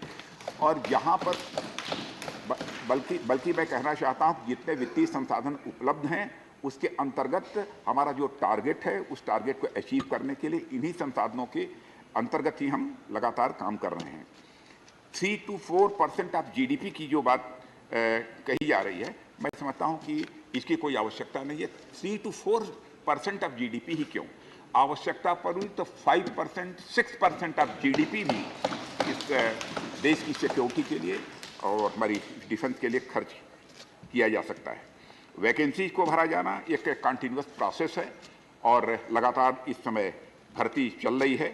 और नेशनल सिक्योरिटी स्ट्रेटजी का जहां तक सवाल है, मैं सदन को आश्वस्त करना चाहता हूं कि नेशनल सिक्योरिटी स्ट्रेटजी के संबंध में भी एप्रोप्रिएट लेवल पर इस समय हमारे यहाँ काम हो रहा है। अभी तक यह स्ट्रेटजी बन नहीं पाई थी, एक कम्प्रहेंसिव स्ट्रेटजी जो होनी चाहिए नहीं बन पाई थी, लेकिन उस पर फिलहाल काम चल रहा है। थम्बेदुरई जी ने कुछ चीज़ें जानना चाहा है। एक तो सपोर्ट किया है इन्होंने इस बिल का, इसके लिए मैं धन्यवाद देना चाहता हूं। और ये उन्होंने एक तो फिशरमैन की बात उठाई है और island handed over to Sri Lanka should be brought back की बात कही है और Tamil Nadu system being start by Sri Lankan navy या कुछ ऐसा कही है। मैं इस संबंध में माननीय सदस्य को यह मैं बतलाना चाहूँगा कि इंडियन नेवी भारतीय फिशरमैन की सुरक्षा और हितों की रक्षा के लिए सदैव मुस्तैद है और हमारी फोर्स, हमारी नेवी उस दृष्टि से काम कर रही है। सभापति महोदय, जहाँ तक के वारफेयर का प्रश्न है, वारफेयर का स्वरूप बदलता रहता है समय समय के अनुसार। अब क्योंकि वारफेयर अब कन्वेंशनल नहीं रह गया है, ये हम सभी जानते हैं, बल्कि वारफेयर टेक्नोलॉजी व नेटवर्क सेंट्रिक यह होता जा रहा है। अतः यह आवश्यकता है कि जो हमारे नए चैलेंजेस हम लोगों के सामने आ रहे हैं उनका सामना करने के लिए हमारी सेनाएं, चाहे वो आर्मी हो, नेवी हो, एयरफोर्स हो, उनके अंदर की बेहतर कोऑर्डिनेशन होना चाहिए, बेहतर तालमेल होना चाहिए। इसी बात को ध्यान में रखकर ही यह बिल सदन में लाया गया है। तीनों सेनाओं के पर्सनल्स आपस में एक साथ मिलकर काम करें और तीनों सेनाओं के मिलने से ही इंटर सर्विसेज ऑर्गेनाइजेशन बनता है। और मैं समझता हूं कि यह ऑर्गेनाइजेशन बन जाने के बाद, यह एक्ट पास हो जाने के बाद हमारी ये जो इंटीग्रेटेड होकर हमारी ये जो ये इंटर सर्विसेज ऑर्गेनाइजेशन है और बेहतर तरीके से ये काम कर सकेंगी, ऐसा मेरा विश्वास है। सभापति महोदय, मैं सदन को यह भी अवगत कराना चाहता हूं कि इस बिल के बारे में, जब यह बिल स्टैंडिंग कमेटी जो रक्षा विभाग की है उसके समक्ष विचाराधीन था, तो इस स्टैंडिंग कमेटी ने इतना कम्प्रिहेंसिव माना इस बिल को, अपने में इतना परफेक्ट माना है कि स्टैंडिंग कमेटी ने रिकमेंड किया है और अपील की है दोनों सदनों से कि बिना किसी संशोधन के इसे सदन के द्वारा पारित किया जाना चाहिए। और मैं समझता हूं कि पहली बार ऐसा हुआ है कि स्टैंडिंग कमेटी ने रिकमेंड किया हो कि बिना किसी अमेंडमेंट के इसे पारित कर दिया जाए। और मैं धन्यवाद देना चाहता हूं सभी माननीय सदस्यों को कि बिना किसी अमेंडमेंट के वह इस बिल को अपना समर्थन दे रहे हैं। लेकिन जो भी उन्होंने सुझाव दिए हैं, उन सुझावों पर भी जो हमारे व्यू पॉइंट हैं उनको मैंने इस सदन के समक्ष रखा है। और आगे जो भी सुधार की आवश्यकता होगी, जो भी, क्योंकि रिफॉर्म्स एक कंटिन्यूअस प्रोसेस है, ये चलता ही रहता है। जिस प्रकार के रिफॉर्म्स की जरूरत होगी वो सदैव हम करते रहेंगे, इतना मैं सदन को आश्वस्त करना चाहता हूं। और मैं पुनः आभार व्यक्त करना चाहता हूं जिन माननीय सदस्यों ने अपने विचार इस बिल के ऊपर व्यक्त किए हैं। और इन्हीं शब्दों के साथ उनके प्रति आभार व्यक्त करते हुए और माननीय सभापति महोदय, आपके प्रति भी मैं विनम्रतापूर्वक आभार व्यक्त करता हूं कि आपने भी मुझे इस बिल के ऊपर अपना विचार व्यक्त करने का अवसर दिया। बहुत बहुत धन्यवाद। The question is that the Inter-Services Organizations Command, Control and Discipline Bill 2023 as passed by Lok Sabha be taken into consideration. Those in favor will please say aye. Aye. Those against will please say no. I think the ayes have it, the ayes have it, the ayes have it. The motion is adopted. We shall now take up clause by clause consideration of the bill. Clauses 2 to 15 stand part of the bill. Those in favor will please say aye. Aye. Those against will please say no. I think the ayes have it, the ayes have it, the ayes have it. Clauses 2 to 15 are adopted. Clause 1, the enacting formula and the title stand part of the bill. Those in favor will please say aye. Aye. Those against will please say no. I think the ayes have it, the ayes have it, the ayes have it. Clause 1, the enacting formula and the title are adopted. Sri Rajnath Singh to move that the bill be passed. आदरणीय सभापति महोदय, मैं इस विधेयक को पारित करने का प्रस्ताव करता हूं। Motion moved that the bill be passed. The question is that bill be passed. Those in favor will please say aye. Aye. Those against will please say no. I think the ayes have it, the ayes have it, the ayes have it. The bill is passed.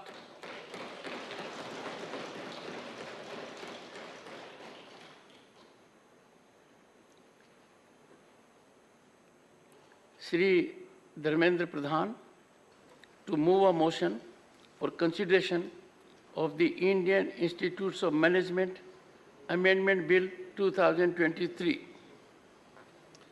Honorable Chairman, sir, with your kind permission, I rise to move that the bill further to amend the Indian Institute of Management Act 2017 as passed by Lok Sabha on 4th August 2023, listed in today's revised list of business or serial number 7B, to be taken into consideration. Motion moved. I now call upon the members whose names have been received for participation in the discussion. Dr. Amar Patnaik, time allotted 8 minutes. Thank you, Chairman, sir. Sir, I would like to first of all, welcome the introduction of this bill. I think this was necessary, considering the fact that the original act of 2017 had basically tried to give academic autonomy to all the IIMs. The IIMs have been perceived to be institutes of preeminent importance in our country, national importance, and in fact, in some ways, across the globe. They had very high rankings. Some of the IIMs featured in the top 50. The current bill which has been brought in essentially has two parts. One part is to give, is to upgrade the National Institute of Industrial Engineering Mumbai into an Indian Institute of Management Mumbai. I support this particular upgradation. At the same time, I could probably recommend to the Honorable Minister if instead of only looking at public sector institutes, if it is possible to also upgrade some other institutes of importance in states with private participation or joint state and central government participation, so that we would have more number of institutes in the country and the management education ecosystem will spread across the country and will not get limited to only state capitals or in some cases important cities of the country. It is important that rural people of India, agro management, agroforestry management, these are issues which should be taken up by management institutes also and not necessarily only business management. This is the interdisciplinarity that India can actually bring in, which the foreign institutes of management do not have. Now, the second part is basically consisting of 5 important amendments, and these amendments I will refer to one by one. The first one is relating to Section 10 of the Principal Act. The Section 10 of the Principal Act, it talks about the President of India shall be the visitor of every institute. This is an insertion which has been made, and I wholeheartedly support this because I think all the Indian institutes of technology which have equal amount of stature in the global arena also have the president as the visitor. So I think this was necessary. While this particular bill, this particular insertion is welcome, I would also like to refer to the insertion of 10A2, subclause 2. The visitor may appoint one or more persons to review the work and progress of any institute and to hold inquiries into the affairs thereof and to report thereon in such manner as the visitor may require or may direct. Why this has come up?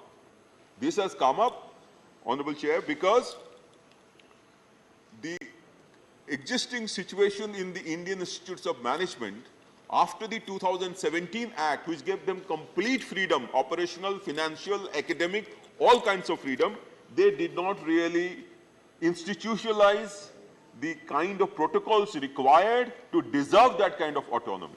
I will refer to one of their very celebrated ex-directors of IIM Ahmedabad, Dr. Bakul Dholakia. In an interview, he said, the IIM Act mandated an independent review of each institute every 3 years. I'm talking about the 2017 Act, which was to be conducted by eminent independent individuals who could objectively evaluate the institute's overall performance. The IIM Act specifies that the review report must be presented to the board and after its approval should be placed in the public domain. The idea is that the board, the director would be responsible to the board and the board would be responsible to the public because after all, many of these IIMs are completely funded by the government. There has to be some amount of accountability. But he himself states, however, in last 6 years, only IIM Bangalore has conducted such a review. And therefore, I support the insertion of 10A2, which says that the president may appoint one or more persons to review the work in progress.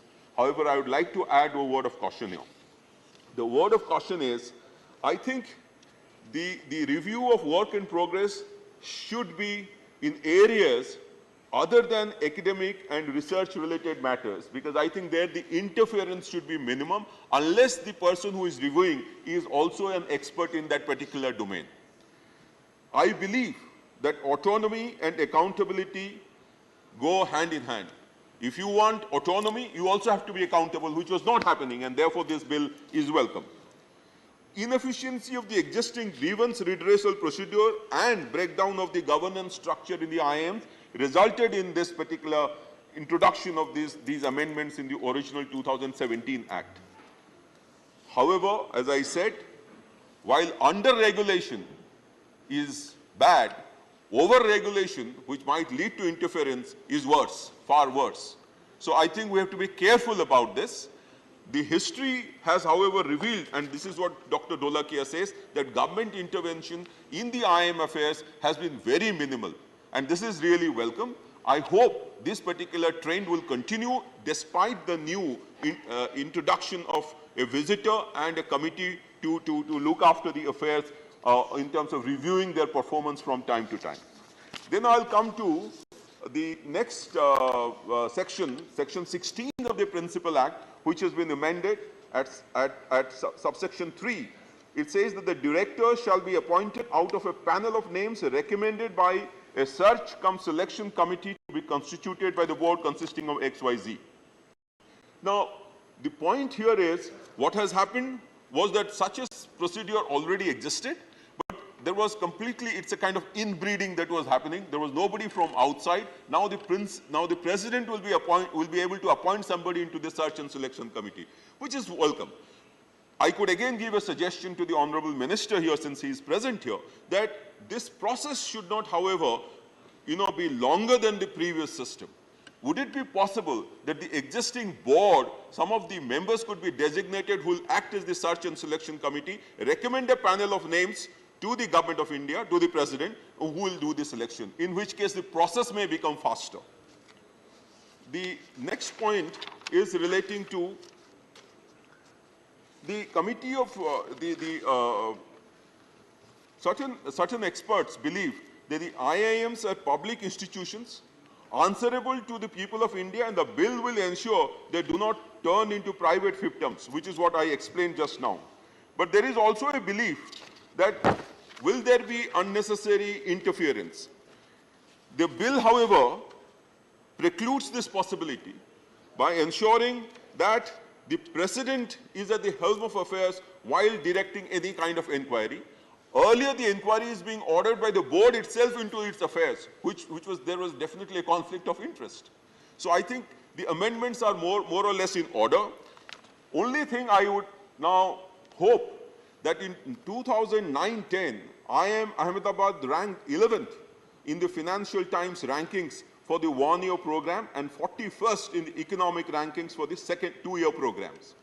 However, its current rankings have declined to 51 in FT rankings, from 11 to 51, and 41 has become 99 in economics rankings.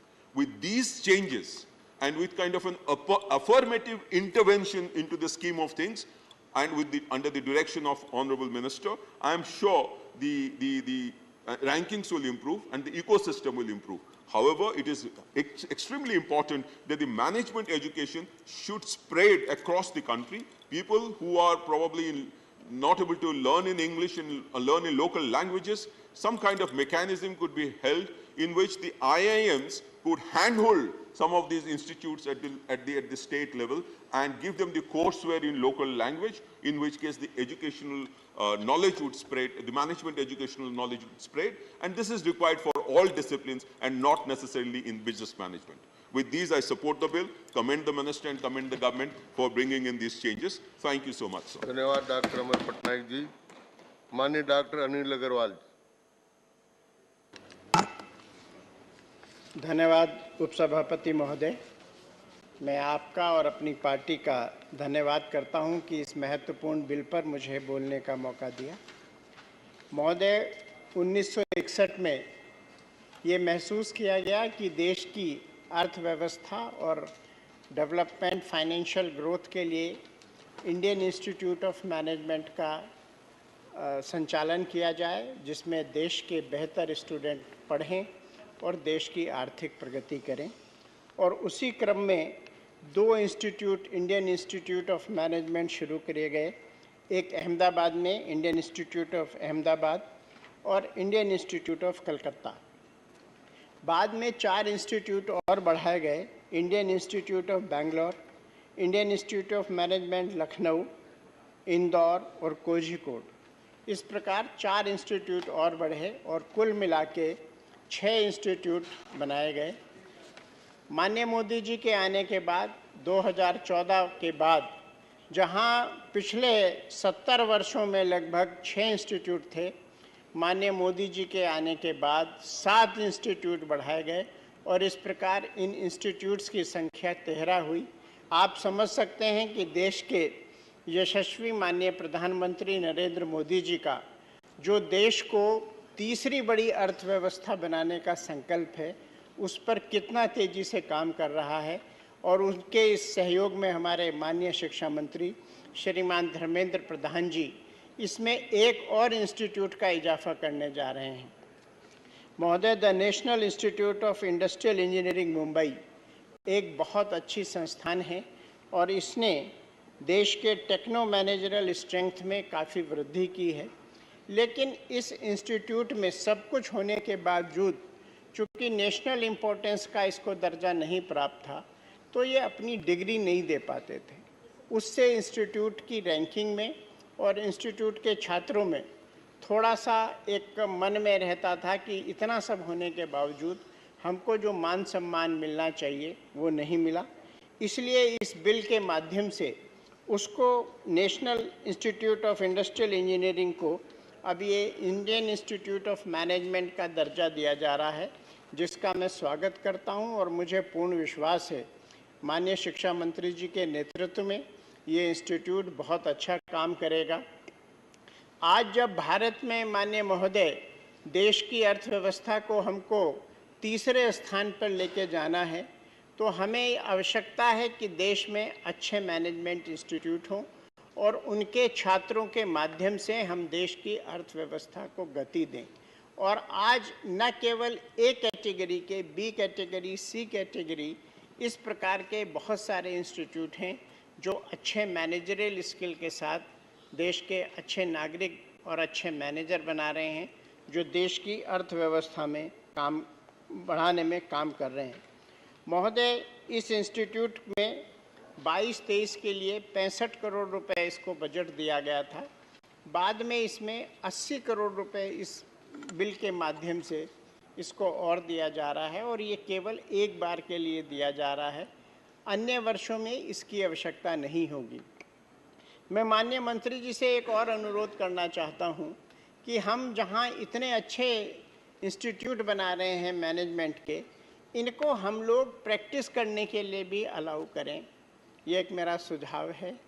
Indian institute of technology हर क्षेत्र में बहुत सारी problem solving का काम कर रहे हैं और उन इंस्टीट्यूट को डिज़ाइन के माध्यम से, इंडस्ट्री के प्रॉब्लम सॉल्व करने के माध्यम से उनकी बहुत सारी आय भी होती है।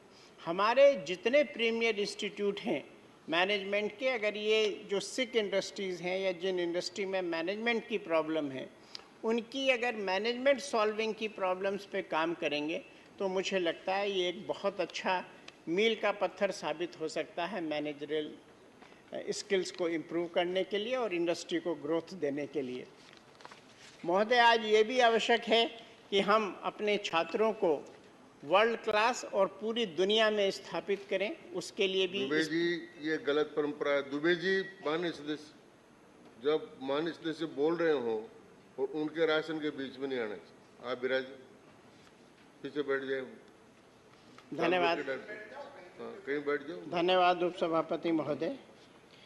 मैं इस चीज़ के लिए माननीय मंत्री जी का भी आभार व्यक्त करना चाहता हूं कि वो एक और वर्ल्ड क्लास इंस्टीट्यूट बना रहे हैं।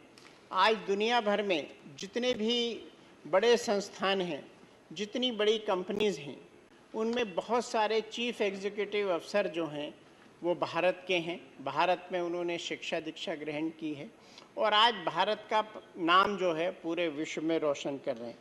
महोदय, इस बिल के माध्यम से जो हमारे मैनेजमेंट इंस्टीट्यूट्स हैं, इस बिल में ही उसमें ये प्रोविज़न है, जो हमारा सेक्शन 10A था उसको 10A से रिप्लेसमेंट दिया जा रहा है और इसमें जो विजिटर है उसमें बोर्ड के स्थान पर president of India will be visitor of the institute. इसमें जो अपॉइंटमेंट का भी तरीका है वो भी पूरी तरह से पारदर्शी बनाया गया है। इसमें सर्च कम सिलेक्शन कमेटी पूरे देश भर में ये देखेगी कि कौन कौन अच्छे फैकल्टी मेंबर्स मिल सकते हैं, अच्छे मैनेजमेंट के प्रोफेसर मिल सकते हैं, उनका नाम सर्च करके भेजा जाएगा और उनमें से जो बेस्ट पॉसिबल होगा उसको हम इस इंस्टीट्यूट में बनाएंगे डायरेक्टर के रूप में, फैकल्टी के रूप में। अब इस बिल के माध्यम के बाद इस संस्था को अपनी डिग्री अलॉट करने का, डिग्री ग्रांट करने का मौका मिल जाएगा, जिससे निश्चित रूप से ये एक बेहतर कदम होगा। माननीय महोदय, आज जैसा कि मेरे मित्र अमर पटनायक जी ने भी बताया कि ग्लोबल रैंकिंग में हम लोग थोड़ा पिछड़ रहे हैं। मैं माननीय मंत्री जी से अनुरोध करूंगा कि एक बार उनकी मीटिंग करें, उनकी समस्याओं पर विचार करें और जो भी इसके लिए हो सकता है। आज आवश्यक है कि हम हिंदुस्तान में अपने जो इंस्टीट्यूट्स हैं उनकी रैंकिंग को इम्प्रूव करें। आज माननीय मोदी जी ने, माननीय धर्मेंद्र प्रधान जी ने जो पूरी दुनिया की यूनिवर्सिटीज़ हैं उन्हें भारत आने का एक मौका प्रदान किया है, लेकिन उसमें होगा ये अधिकांश इंस्टीट्यूट या अधिकांश जो यूनिवर्सिटीज़ हैं वो इनिशियल लेवल पे भारत के जो अच्छे संस्थान हैं उनके साथ कोलैबोरेट करेंगे। अपना संस्थान बनाने में उन्हें समय लगेगा। तो हमारी जो ग्लोबल रैंकिंग अगर बढ़ेगी तो ये न केवल भारत का नाम रोशन करेंगे, यहाँ के पढ़े जो लोग हैं वो भारत का विदेशों में भी प्रतिनिधित्व करेंगे और भारत की अर्थव्यवस्था को मजबूत करने में भी इसका फ़ायदा होगा। और जो यूनिवर्सिटीज़ हिंदुस्तान में आएंगी उन यूनिवर्सिटीज़ को भी एक इंफ्रास्ट्रक्चर रेडी मिलेगा। और आज भी बहुत सारे इंस्टीट्यूट जो हैं ड्यूअल डिग्री देते हैं, जिसमें स्टूडेंट कुछ समय यहाँ पढ़ते हैं, कुछ समय विदेश पढ़ते हैं। तो उस तरह के स्टूडेंट्स का जो बेटर एक्सपोजर होता है वो भी एक चल रहा है। जब यूनिवर्सिटीज़ हिंदुस्तान में आएंगी तो उसका इसमें और फ़ायदा होगा। मैं माननीय महोदय और माननीय मंत्री जी का इस एक बेहतर बिल के लिए धन्यवाद करता हूं और मैं इस बिल का पूर्ण रूप से समर्थन करता हूं। धन्यवाद डॉक्टर नील अग्रवाल सर। माननीय Mastan Rao बीडा।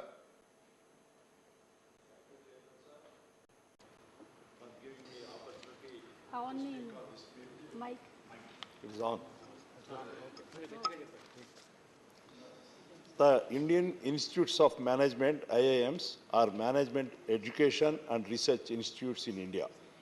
They primarily provide postgraduate, doctorate and executive education programs, as well as certain other courses. Following the enactment of the Indian Institutes Management Act in 2017, the IIMs were designated as institutes of national importance.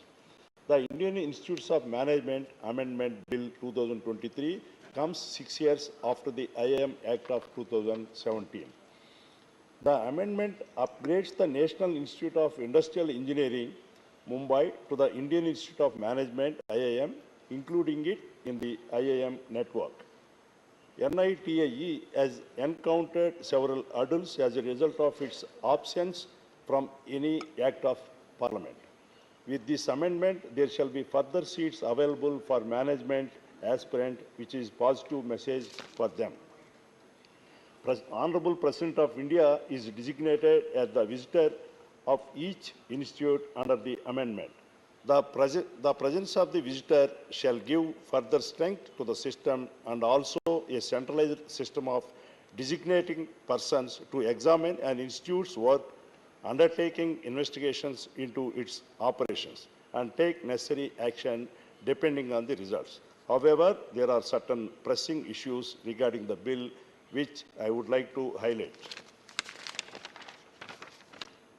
As per Section 10(2)(a) of the amendment, the President of India would be appointed as the visitor of all IIMs.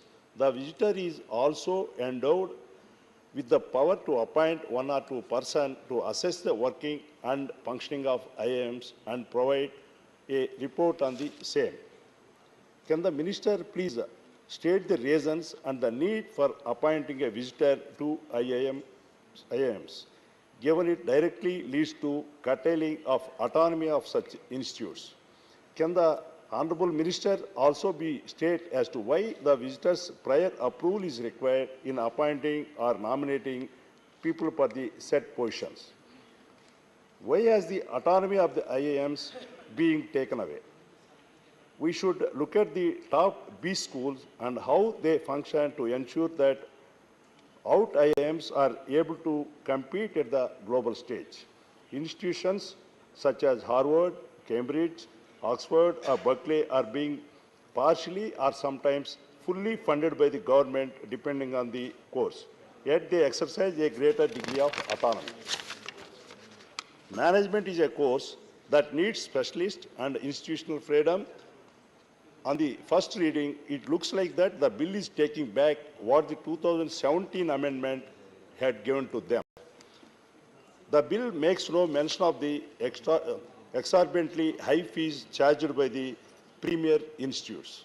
The quality of education offered by the IIMs remains unmatched, but it's still a dream for students from low-income households to get enrolled in such courses. The IIM MBA fees for top IIMs such as IIM Ahmedabad, IIM Bangalore, and IIM Calcutta are the highest, ranging from 20 to 25 lakhs.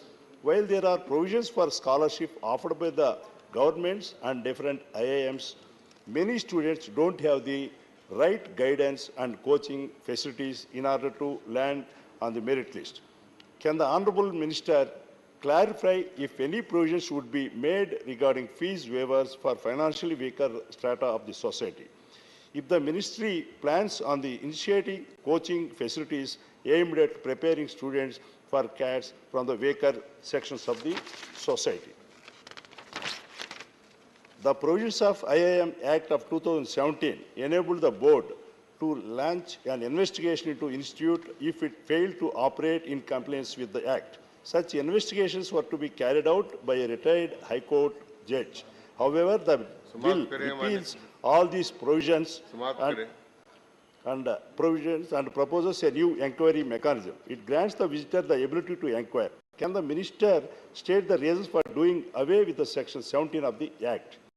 Can the Minister also be pleased to explain the plan of action undertaken by the visitor while investigating such cases? Also, as per the institutional position, the presence of visitor equates to the presence of the Education Ministry in the process. How does the presence of government in such processes benefit the IIMs? Or it's 1 minute, sir. While the move to include NITIE Mumbai under the ambit of IIMS has been widely appreciated, a few sections of the bill tend to undermine the functioning of IIMs, thereby having a negative impact on their performances. I sincerely urge the Honourable Minister of Education to address the concerns raised above and provide explanation for them. With this, I support the bill on behalf of YSR Congress Party and our Honourable Chief Minister Sri Jagan Mohan Reddy Garu. Thank you, sir. Thank you for being here. Mastan Rao ji, Manya Sri G.K. Vasan ji. Sir, I congratulate the Minister, sir, for bringing this bill at an appropriate time. IIMs are proof that the Indian education system is par with the top business schools around the world, sir. But still, sir, we understand our ranking has to be improved, and I'm sure this particular bill will give more importance for bringing our rank in the world level, sir. Today, sir, we are proud that our country caters the need of lakhs and lakhs of students, not only in India, but around the world for higher education, sir. This particular bill, the Act declares Indian Institute of Management as institutes of national importance and regularizing their functioning, sir. Especially, sir, the bill designates the President of India as visitor of every institute covered by the Act. This is very respectable, not only for the country, sir, for students who are going to study from all over the world, sir. Appointment and removal of IIM directors, sir, merit, discipline, transparency is in the bill, no doubt, sir. At the same time, appointment of chairman, chairperson of the board and governors. For this, the bill amendment to provide the chairperson of the board will be nominated by the visitor is a proper gesture, sir. Dissolution of the board, I would like to ask the Honorable Minister, dissolution of the board is very important in that the visitor is not involved. There should not be any controversy in the dissolution of the board. If it comes to the knowledge of the visitor, then it may be respectable. Coordination forum, incorporation of institute, for all this, sir, this bill gives a proper answer, sir. To conclude, sir, the need of the top uncompromised education is the future for the well-being and growth of our next generation, sir. This bill, I am sure, will further enhance the position of IIMs in the global ranking table. Thank you, sir. धन्यवाद मासन साहब. माननीय श्री सकलदीप राजभर जी. माननीय श्री सकलदीप राजभर जी. अनुपस्थित Shri V Vijay Sai Reddy. Thank you, Vice Chairman, sir. Sir, I have 3 points to be brought to the notice of the Honorable Minister. Sir, I raised to support this bill, and it's a very good bill, and we appreciate the Honorable Minister for Education for bringing this good bill, sir. And the first point which I would like to bring to the notice of the Honorable Minister is reduced budgetary support for IIM, sir. Sir, in the past 7 years, 7 new IIMs have been added and created, taking the total count of IIMs in the country to 20 in number, sir. The bill seeks to convert even the National Institute of Industrial Engineering, Mumbai, to IIM, which should be appreciated, sir. Sir, however, there is a obvious mismatch between the increase in number of IIMs and the decrease in the, on the contrary, decrease in the budgetary support to them. Sir, in 2022-23, the budgetary estimate was initial budgetary estimate was 654 crores, while it was reduced subsequently in the revised estimate stage at 608 crores, sir. Sir, in 2023-24, that is subsequent years, next year, the budgetary allocation for IIM stands at 300, which is half of the earlier years, sir. Sir, which is less than half of the allocation for the previous financial year. Sir, I request the Honorable Minister to ensure that adequate budgetary support is given to all the 20 IIMs because number has reached the 20, sir. Sir, the next point which I would like to bring to the Honorable Minister's notice is vacancies in IIM, sir. Sir, in March 2023, the close to 500 posts remain vacant in all IIMs across the country. These vacancies are concerning given that the sanctioned strength of IIM stands at 1,500, sir. Out of 1,500, if 500 posts are vacant, and we can imagine the situation and the situation of the students there in IIM, sir. Sir, it is more even concerning that 60% of the posts reserved for OBCs and SC faculty members in IIM remain vacant, and that the number is more than 80 in the case of posts reserved for STs, sir. There is a need to ensure that IIMs are adequately staffed so as to maintain the highest standards of education, sir. In this regard, I would like to make one suggestion to the Honorable Minister. The point number 5 and sub-point of 5 of the statement of facts, which is enclosed along with the bill, sir, the statement of objects and reasons, amending section 29 of the Act relating to the committee, that is coordination form of institute. Because my colleague Amar Patnaik ji has raised this point also, sir. And in this regard, my suggestion would be to have a common recruitment board, and this coordination forum of institute comprising of all the members of all 20 institutes can can undertake the exercise of recruiting the adequate number of professors for IIM, sir, for all IIMs and supervisory functions also, sir. And the last point which I would like to bring to the notice of Honorable Minister is domicile quota. The domicile quota which is there in all the law schools is not prevalent in IIMs. So I request the Honorable Minister to meet the local, to satisfy the local students, to ensure that there is a domicile quota be fixed in respect of the students residing in that area. So, thank you very much. धन्यवाद माननीय श्री अब्दुल वहाब, माननीय श्री अब्दुल वहाब अनुपस्थित, माननीय doctor M थुम्बेदुराई.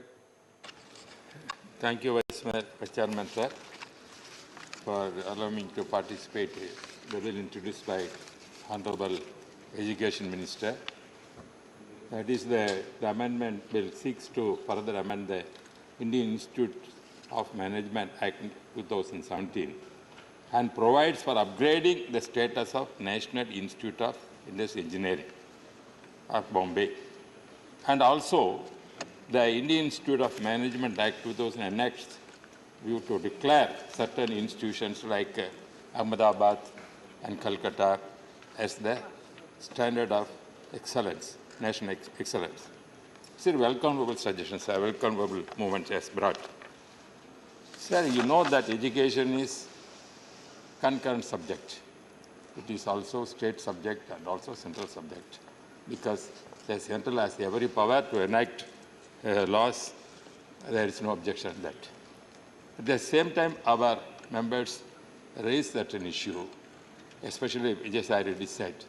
When you are establishing this kind of institutions, local students, that local state people must be given the admission process, that given importance. Purely merit if you go, the purpose of establishing serious institution different places as other places, Bangalore, Lucknow, Indore, so many. Prime Minister ambition is to see that local people also benefited. That is his aim. Modi ji's aim is to see when we are spreading this kind of institutions, the local people has benefited by getting the admissions. That spirit has to be in the running of the institution. That is what I am requesting. Sir, regarding this excellence, the autonomy, whatever they said, whether some members raised the autonomy of the institution is taken away by introducing this. Sir, this is what is the autonomy, sir? Autonomy is when government is funding, a lot of funding is giving, those institutions accountable to the government also. That is parliament. We are the parliament or assembly, whichever we are giving, that accountability must be there. Because in the name of autonomous, they cannot misuse it. By Vijay the allocation as fund has gone to these institutions. But what is happening actually is these institutions are charging very high fees now. They are collecting high fees. That is why poor people are not able to join these institutions. Therefore, in that respect, that is why I support this Vijay already what he said. The allocation must be given more and see that poor students also get admitted in that. Sir, regarding the excellency you said, see, what is the excellency I could not understand. The excellency, they are telling, even for some institutions are given, private institutions like VIT and the institution, another institution, so many institutions, excellency like that kind of experiment is coming. Sir, this is given some concept attracting a foreign collaboration. For that there's institution allowed like that. But one dangerous thing is going on in that. Because our friend said that is Cambridge, Oxford, that maybe some institution may be good. But if you see the Western countries, especially Europe and USA and other people, the students' population is going down there. After +2, that is school education, they are not interested to go higher education. They are going to employment, going to distance education, like that they are going. That is the situation happening. In these circumstances, most of the institutions, due to population policy, because that marriage and population, sir, thank you very much, sir, Lawyer, as you come over, this problem. What is the Western countries, what is happening here? Due to this population is going down. So marriage is not certain place taking place, even marriage divorce is taking place, even marriage, children are not there. The population of the European, USA countries is going down. Because those institutions, except a few institutions, those institutions have no students there. Where they are getting, our Asian people are going. According to the statistics, 8 lakh students of Indian students are going abroad, are USA, UK, Germany, Australia, these are countries. At the same time, we are attracting only 30,000, 40,000 students from Afghanistan, Nepal, like that they are coming. Therefore, the standard in the name of ranking, they said that going down is only to see some kind of vested interest of the Western countries to belittle our institutions like going rank like that, showing those institutions are high, therefore they are taking our students, they are going there. These are some kind of conspiracies there. Therefore, just I want to make it finishing that. Therefore, when the excellency, when you are telling, these excellency institutions must collaborate, it help to other institutions of our Indian, various institutions, IMMs, management institutes, courses conducted many institutions in India. Therefore, the standard has to upgrade what these institutions, excellence institutions, helping that if at all they are helping, you can give that standard. And you have to see that without this kind of sharing their knowledge on our experience to upgrade other institutions, there is no point of giving this kind of excellency. This is my view, sir. Thank you very much. Shri Kanak Medala Ravindra Kumar. Thank you, Chairman, sir, for giving this opportunity. Sir, the Indian Institute of Management Act 2017 itself was enacted with a view to declare certain institutes of management to be institutions of national importance, with a view to empower these institutions to attain standards of global experience in management, management research, and allied areas of knowledge. So, in such a case, the present amendment bill intends to, number one, the very welcome proposal is the President of India shall be the visitor of every institute. Once the President of India is the visitor empowered to appoint one or more persons to review the work and progress of any institute. Sir, there is no clarity in this. The persons to be appointed, what is the eligibility criteria, and what are the standards to be taken into consideration is not defined in this particular bill. The another aspect is, the services of director may be terminated by the visitor in such manner as prescribed. Okay, whenever and under what circumstances director may be terminated, and what are the and other things, and another the eminent persons to be nominated by the visitor as the chairpersons. Likewise, as far as the appointment of as a chairperson also, the eligibility criteria and qualifications are not being specified in this act. Coming to the other aspect, with regard to the amendment to section 939, the rules and bylaws of the National Institute of Indian Industrial Engineering, Mumbai enforces before the commencement of the so-and-so, shall continue to apply the National Institute of Industrial Engineering, Mumbai, will necessary modifications and adaptations so far as not inconsistent with the modifications, and who are the competent to make legislation, and whether the rules are framed under this act, rule enabling power is empowered in this under the act amendment is not specified. The original act is not also clear in this aspect. So apart from that, the standards of the Indian Institute of Management, the faculty has to be improved, vacancies have to be filled up, quality of the standards have to be developed, and necessary number of strength, including the admissions with regard to the local students, and are also to be taken into consideration as far as this institute is concerned. Finally, sir, to amend the section 19 is relating to coordination forum of the institute. What are the functions of the coordination forum, the institute? How to distinguish the functions of the management with regard to the coordination forum of the institute, whether to achieve what subject and object of this amendment act, whether it will serve the purpose are also not clear. It has to be clarified in this. Thank you, sir. I welcome the bill and support the bill. Shri Dharmendra Pradhan to reply the discussion. धन्यवाद अध्यक्ष महोदय।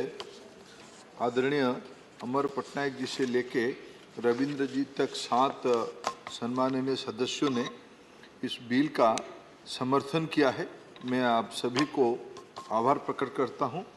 अध्यक्ष जी, आपने इस bill को आज चर्चा तथा पारित करने का अवसर भी दिया, उसके लिए आपको भी सबसे पहले मैं आभार प्रकट करता हूं। अध्यक्ष जी, ये 2-3 विषय आज की चर्चा के अवसर पे मैं उल्लेख करना चाहूँगा। सभी ने इस विषय का कॉग्निजेंस भी लिया है, सबने उसको समर्थन भी किया है। हमारे देश में 60 दशक से इंडियन इंस्टीट्यूट ऑफ मैनेजमेंट की जो रचना बनी है, जिसको एक पार्लियामेंट्री एक्ट के तहत 2017 में मोदी जी की सरकार, क्योंकि गवर्नमेंट के एक एग्जीक्यूटिव ऑर्डर से, शिक्षा विभाग के एक एग्जीक्यूटिव ऑर्डर से IIM की कल्पना की गई थी, लेकिन एक एक्ट के तहत मान्यता नहीं मिलने के कारण ये डिग्री अवार्डिंग अथॉरिटी कॉम्पिटेंसी उनके पास नहीं था। इसलिए वो नोमेनक्लेचर उस अच्छे पढ़ाई के उपरांत उसको PG डिप्लोमा कहा जाता था। इस प्रकार के एक एकेडमिक एक्सीलेंस के लिए मूलतः 2017 में उसको इंस्टीट्यूट ऑफ नेशनल इम्पोर्टेंस की दर्जा देना और उसको एक्ट से सपोर्ट करने में वो डिग्री दे पाएंगे, इसलिए 2017 को लाया गया था। उसी में लगभग आज देश में विभिन्न समय से आगे जाते हुए 20 IIM का निर्माण हुआ था। अभी आज आपकी अनुमति के उपरांत national institute of industrial engineering Mumbai, ये 1963 से ऐसे ही एक इंस्टीट्यूट काम कर रही है, सेंटर ऑफ एक्सीलेंस एक प्रकार से है। इनकी core competency logistic and supply chain management में, उसकी टेक्नो इकोनॉमिक मैनेजमेंट में एक विश्व की अच्छे इंस्टीट्यूशन है। देश की सेक्टर की बहुत बड़े बड़े मूर्धन व्यक्तित्व तो उसी इंस्टीट्यूट से पढ़ के बाहर आए हैं। और इंडस्ट्री को बहुत वास्तविक, अध्यक्ष जी, हमारे देश में इंडस्ट्री, एकेडेमिया और पॉलिसी मेकिंग की कोई एक बेहतरीन एग्जाम्पल है तो नीति मुंबई उसकी एक उदाहरण है। आज आपकी अनुमति के उपरांत भारत सरकार की जो ये पहल है, नीटे भी IIM का एक कैटेगरी में आ जाएगा और हमारी सरकार मुंबई को भारत की अर्थनैतिक राजधानी, फिनेंशियल कैपिटल मुंबई में आज से, जब आपकी अनुमति के उपरांत महामहिम राष्ट्रपति जी का मोहर लग जाएगा, तब हमें एक सौभाग्य मिलेगा, अवसर मिलेगा, मुंबई में भी एक IIM है ऐसे कहने का। और फिर आप शीघ्र ही आप जाएंगे वहाँ की कन्वोकेशन में, और आपने अनुमति दिया तो कन्वोकेशन में भी आपको बुलाएंगे, निश्चित रूप में आपका मार्गदर्शन को मिलेगा। अध्यक्ष जी, एक दूसरी पक्ष है, सभी ने उस विषय को भी रिकॉग्नाइज किया कि आफ्टरऑल 2017 में तो एक एक्ट आया था, 6 साल हो गया, इसमें परिवर्तन क्या किया जा रहा है और क्यों किया जा रहा है। सबने उसके मेरिट के बारे में कहा, सबने अपना अध्ययन भी किया है, इसीलिए सबने उसको, इस परिवर्तन को, जो 3 चीज़ों में हम परिवर्तन का मोटा मोटी माइन्यूट में मैंने जाते हुए 3 चीज़ों में हमने एक अमेंडमेंट की प्रपोज किया है। उसमें एक, इसको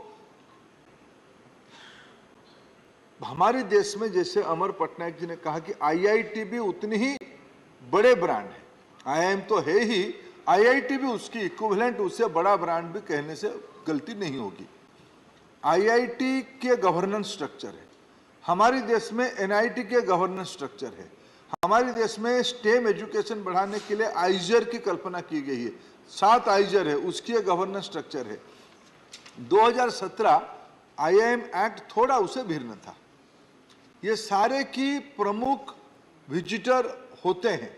हमने इस अमेंडमेंट में प्रपोज किया है IIM का भी प्रमुख विजिटर होंगे, यानी महामहिम राष्ट्रपति महोदय ही होंगे। उनकी दूसरा अमेंडमेंट यह मांग रहे हैं कि पहले जैसे सभी मित्रों ने कहा कि इसकी जो डायरेक्टर की नियुक्ति, उसके ऊपर उसकी जो बोर्ड ऑफ गवर्नेंस बनती थी, बोर्ड जो बनती थी, बोर्ड की मुखिया की नियुक्ति, chairman of the board, board की मेंबर और डायरेक्टर, ये सब सरकारी संस्था होने के उपरांत इनकी अकाउंटेबिलिटी सरकार के साथ नहीं है। इसीलिए आईआईटी में जैसे बोर्ड की गठन, बोर्ड की चेयरमैन की नियुक्ति और डायरेक्टर की नियुक्ति की प्रक्रिया, उसकी एक सेटल प्रक्रिया सारे सेंट्रली फंडेड इंस्टीट्यूशंस की है और सब ऑटोनॉमी के साथ है, सब ऑटोनोमस है, सब एकेडमिक एक्सीलेंस उनकी रहे, इस पैरामीटर्स के साथ है। हमने इसको बाकी सेंट्रल यूनिवर्सिटी, आईआईटी, एनआईटी, आइजर की इक्विवेलेंट आईआईएम को भी हमने विजिटर्स नॉमिनी आज बोर्ड ऑफ द गवर्नर की चेयरमैन, डायरेक्टर नियुक्ति की प्रक्रिया और उन पे डिसिप्लिनरी एक्शन अगर आवश्यकता है तो लेने की समानता है इस बोर्ड में, इसमें हमने प्रपोज किया है। थर्ड विषय एक उसमें हमने प्रपोज किया है, ये सारे को संचालन करने के लिए कोऑर्डिनेशन बॉडी रहेगा।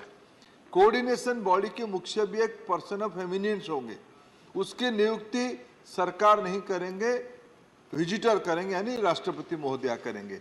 सरकार पैनल भेज सकती है लेकिन विजिटर्स उसकी निर्णय करेंगे। ये मोटा मोटी एक हमने अमेंडमेंट लाया है। एक दो विषय शंका आई है, इसको थोड़ा मैं अगर आपकी अनुमति से उसको मैं क्लैरिफाई कर देना चाहूँगा, क्योंकि वो विषय कहीं ना कहीं वो थोड़ा इसकी पक्ष विपक्ष दोनों विषय चर्चा में आ रही है। मैंने जो हमारे मित्र आंध्र प्रदेश की मस्तन राव बीडा जी ने एक प्रश्न उठाया कि आपने समर्थन उन्होंने किया है, उनकी पार्टी के नेता विजय साई रेड्डी जी ने भी समर्थन किया है। उन्होंने एक प्रश्न उठाया, they raise a very fundamental issue, why you are getting into the autonomy area of institution. I think other member has enlightened that in their speeches, but I would like to clarify that. In other hand, he also raised question why weaker section students are not getting admitted to IIMs. It's a good question. Why the faculty member are not fulfilled to the desirable category? Vijay Sai ji also mentioned that. I agree with that. ये कैसे होगा? दो चीजें इकट्ठा नहीं होगा। हम इतना ही मांगते हैं, हम आईआईएम की कोर्स करिकुलम क्या होगा, किस प्रकार के लोग उनको पढ़ाने के लिए आएंगे, यह सरकार की विषय नहीं हो सकती है। यह उस डायरेक्टर, उसकी एकेडमिक काउंसिल, उसकी टीम की विषय होगा। लेकिन जो देश की कॉन्स्टिट्यूशनल रिक्वायरमेंट है, जो हम लोगों ने, जैसे हमारी देश में संवैधानिक व्यवस्था में सेंट्रल एजुकेशन इंस्टीट्यूशंस रिजर्वेशन इन एडमिशन एक्ट 2006, ये सारे एक एग्जिस्टिंग एक्ट है, reservation for students in centrally sponsored institutions. ये आईआईएम में लागू होगा कि नहीं होगा? अगर अकाउंटेबिलिटी रहेगा तो पूछा जाएगा, सर नहीं रहेगा तो हम पूछेंगे किसको? वो कहेंगे हम तो स्वतंत्र हैं, हम ऑटोनोमस है। हमारे मानना है कि ऑटोनॉमी आपको दिया गया है एकेडमिक एक्सेलेंस के लिए, गवर्नेंस की अकाउंटेबिलिटी आपको तो रखना ही पड़ेगा।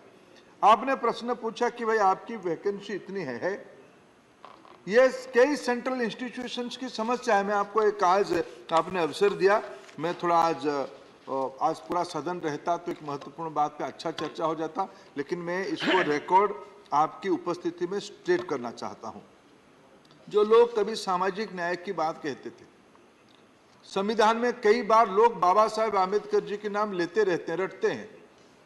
हमें कभी उनको याद करना, दिलवाना चाहिए कि हायर एजुकेशन इंस्टीट्यूशन में एससी, एसटी, ओबीसी और बाद में मोदी जी के द्वारा लाया गया इकोनॉमिक वीकर सेक्शन की आरक्षण सेंट्रल इंस्टीट्यूशन में 2019 तक लागू नहीं था। अध्यक्ष जी, प्रधानमंत्री नरेंद्र मोदी जी ने उसको कल्पना किया, उस ऐतिहासिक गलती को सुधारा और एक आंक लाया, सेंट्रल एजुकेशनल इंस्टीट्यूशंस रिजर्वेशन इन teachers cadre act 2019।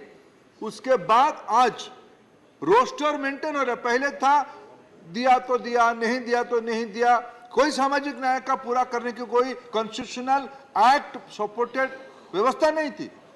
Narendra Modi जी की सरकार उसको व्यवस्था लाया। ये एक्ट भी आने वाले दिनों में सारे इंस्टीट्यूशंस में लागू होगा। आईआईटी में लागू होना शुरू हो गया है, एनआईटी में लागू हो रहा है, सेंट्रल यूनिवर्सिटी में लागू हो रहा है। कुछ राज्य वाले नहीं करते हैं, वो अलग बात है, यहाँ समर्थन करें तो ज्यादा नहीं बोलूंगा। कुछ राज्य लोग सामाजिक न्याय को मानते नहीं है, वो कभी अलग बात करेंगे। लेकिन सर, जो विजय साई जी चिंता किए वो वाजिब है। ये act, Vijay Sai ji, this enactment, this amendment will strengthen constitutional position through Parliament to ask, you can ask question, why you are not adhering the Central Educational Institutions Reservation in Teachers Cadre Act 2019. Now they will be answerable. Previously, they were not answerable. That was the reality. So this act is अब 6 साल के बाद कई जो अनुभव आया 6 साल के अंदर थोड़ा गवर्नेंस अकाउंटेबिलिटी को पार्लियामेंट्री आंसरेबिलिटी को थोड़ा हनन हुई, इसीलिए ये अमेंडमेंट को लाया गया। फंडिंग की बात सभी ने कहा है। जो आईआईएम की फाइनेंशियल स्ट्रक्चर है उसमें भारत सरकार की लगभग 6,000 करोड़ रुपया का इन्वेस्टमेंट अभी तक है। अभी आज भी जो व्यवस्था बनी है हिफा की लोन कोई आईआईएम विशेष करके ग्रीनफील्ड आईआईएम लेना चाहेगा उसको आज भी उपलब्ध है। वायबिलिटी गैप फंड की एक व्यवस्था आईआईएम के अंदर है, उसको जिसको जितना ड्यू था सबको सरकार ने दिया है। और आईआईएम अपना कोर्स फीस बनाए, अपना डिपार्टमेंट अपना फीस स्ट्रक्चर बनाए, अपना रेवेन्यू जनरेशन करे, क्योंकि आईआईएम तो कंसल्टेंसी के माध्यम से अपना रेवेन्यू भी जनरेट करता है।